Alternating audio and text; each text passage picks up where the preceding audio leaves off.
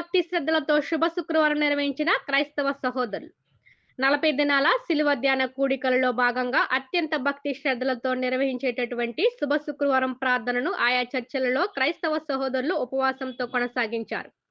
దీనిలో భాగంగా Samalkota centenary అగస్తాన Lutheran church నందు క్రైస్తవులు శుక్రవారం ఉదయం నుండి మధ్యాహ్నం 3 గంటల సమయం వరకు ఉపవాసంతో ప్రార్థనలు నిర్వహించారు. ఈ సందర్భంగా చర్చ్ గురు మండల అధ్యక్షుడు రెవరెండ్ శామ్యుయల్ ప్రకాష్ శిలువపై మరణించక ముందు యేసు ప్రభు శిలువపై పలికిన 7 మాటలను క్రైస్తవ సహోదరులకు బోధించారు అనేటువంటి మాట మనకి కనబడుతూ ఉంది. అందుకని ఏమంటాడంటే 4వ మాటలో, నా దేవా నా దేవా నన్ను ఎందుకు విడిచిపెట్టావు, నన్ను ఎందుకు విడిచిపెట్టావు అనేటువంటి ఒక విధమైనటువంటి దుఃఖం, ఒక విధమైనటువంటి బాధ, ఒక విధమైనటువంటి వేదన 4వ మాటలో మనం చూస్తూ ఉన్నాం. చాలా దుఃఖపడుతున్నటువంటి నేపథ్యంలో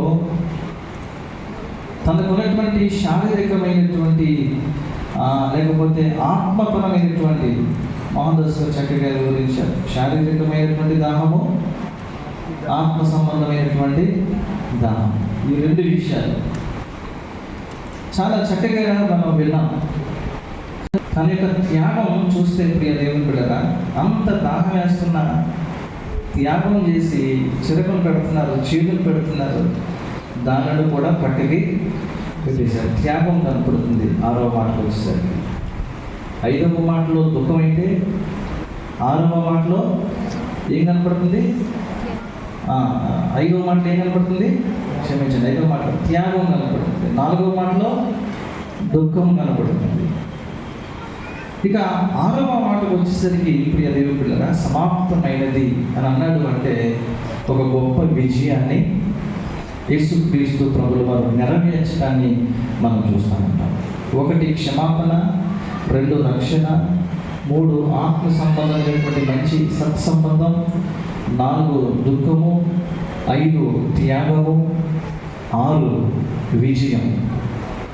వీటన్నిటినీ కూడా పూర్తి చేసి యేసుక్రీస్తు ప్రభుల వారు 3 గంటలకి తన విలువైనటువంటి ప్రాణాన్ని అర్పించి మరలా తిరిగి తండ్రిని కలుసుకున్నటువంటి శుభఘడియ ఆయన మరణం. అదైనా ఈ 3 గంటలు అయ్యేసరికి, తండ్రి నీ చేతికి నా ఆత్మను అప్పగించుచున్నాను అంటే దాని అర్థం ఏంటి? మళ్ళా తిరిగి దేవుడు భూలోకంలో నుండి తిరిగి పరలోకములోనికి తండ్రి యొద్దకు వెళ్తున్నాడు. పునః కలయిక, మళ్ళా తిరిగి తండ్రిని కలుసుకోబోతున్నాడు అని అంటే ఎంత సంతోషం కదా. అందుకనే ప్రసంగి కూడా, జ్ఞాని అయినటువంటి ప్రసంగి కూడా, ఒకరి జనన దినము కంటే ఏది వీరంట? యేసు ప్రభు మరణించాడు, తండ్రి దగ్గరికి వెళ్ళిపోయాడు.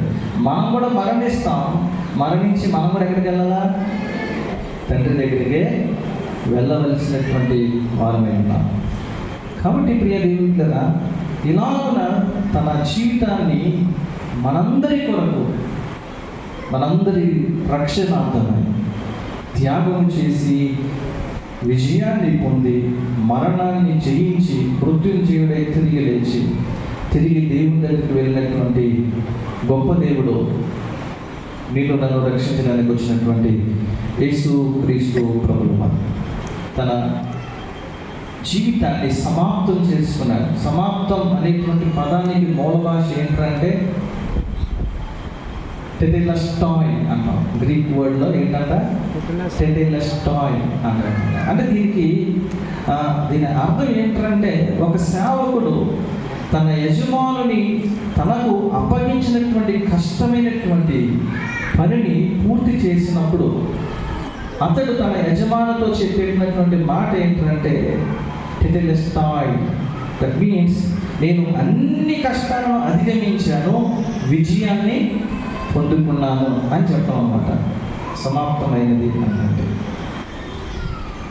ప్రియదేవుని బిడ్డలారా, ఒక విషయాన్ని నేను మీకు జ్ఞాపకం చేస్తాను. యూదుల యొక్క సాంప్రదాయం ప్రకారం యూదులు తమ బలిని తీసుకొని ఆలయానికి వెళ్తారు కదా, ఆలయాన్ని తీసుకెళ్తారు కదా, బలి పశువుని తీసుకొని ఆలయంలోకి వెళ్తారు కదా. అలాగున వెళ్ళినప్పుడు ప్రధాన యాజకుడు అనేటువంటి వాడు వారు తీసుకొచ్చినటువంటి దానిని పరిశీలన చేసి చాలా మట్టుకు కాబట్టి అప్పట్లో గ్రీక్ భాష లేదు కాబట్టి హీబ్రూ భాషలో దాన్ని ఈ విధంగా ఉపయోగించారనమాట. ఏ విధంగా ఉపయోగించారంటే టెటలోస్టాయ్ అనేటువంటి మాటని ఏ విధంగా ఉపయోగించారంటే, ఇదిగో మీ అర్పణ అంగీకరించబడింది.